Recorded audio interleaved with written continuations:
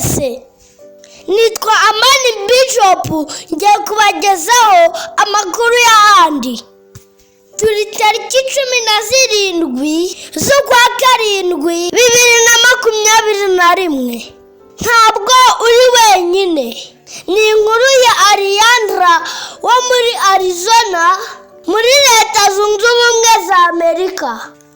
Iyi nkuru tuyikesha Andrew McChesney.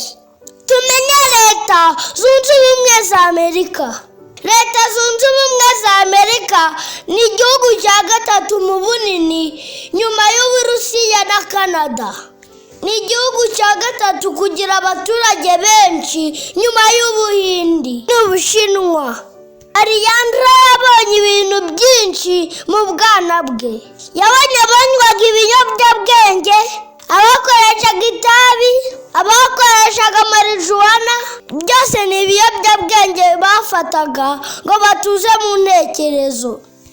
Papa we na mama we babanaga neza. Ariandra yishimiraga gukina na mama we, maze mu rugo hakaba umunezero. Gusa birababaje ko byaje guhinduka. Mama we yatangiye kunywa inzoga, maze ibintu biba bibi cyane mu rugo.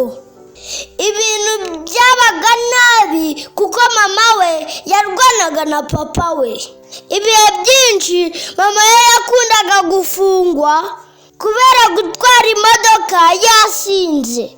Papa wa Ariandra yabaga mu rugo igihe kinini kuko yakundaga kujya muri Mexico akamarayo iminsi. Ariandra yaravuze ati, nakuze ntafite umubyeyi unyitaho rero.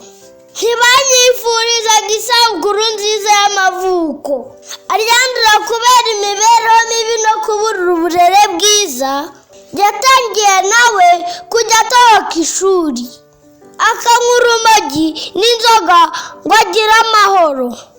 Nyamara igihe cyarageze ubuzima bwe burahinduka. Yaravuze ati, ubwo nari mfite imyaka 12 y'ubukuru, nagiye kwiga ku ishuri ry'Abadiventiste b'umunsi wa karindwi ry'Abahindi ahitwa Horibru. Kuri iryo shuri nakunze Kristo kandi menya ko nawe amfitiye urukundo rutangaje. Kwiga kuri iryo shuri byatumye menya ko nubwo ababyeyi batari bafite umwanya wo kunyitaho, Imana yo inyitaho. Ariandra yamenye ko Uwiteka aduha gutsinda buri kintu cyose duhura nacyo kibangamiye imibereho yacu muri ubu buzima. Aho ku ishuri Ariandra yamenye ko Imana idufite mu biganza byayo kandi ko iturwanirira. Ntituri twenyine rero.